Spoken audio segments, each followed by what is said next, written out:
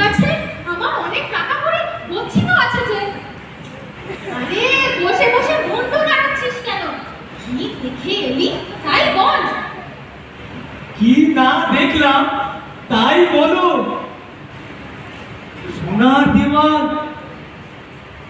হীরের লণ্ঠন, টিকের বাসন, তাতে এই বড়া বড়া মাছের তালিয়া, ক্ষীরের সমুদ্র। খুব সাথে এলি বল। ছি ছি, কি যে বলো। বলি আমি নিরামিষ খাই, আর্থিক না করে জলস্পর্শ করি না। আর তাছাড়া ওসব খেলে আমার জাত যাবে না বুঝি। বাঁধনের আবার জাত। আর হাসতে আর কি দেখলি সেইটা বল। দেখলাম, হ্যাঁ দেখলাম, তা হাতির দাঁতে আতঙ্ক, তার উপর মালিকের তেলের প্রদীপ জ্বলছে, তার সুগন্ধে কর্ময় উড় উড় করছে।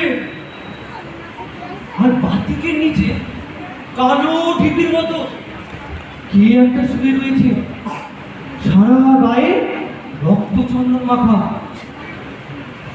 বিকট হাত করে নাক ডাকাচ্ছে।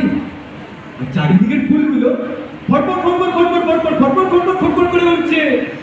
চারিদিকে মেলা লোক ঘুমোচ্ছে।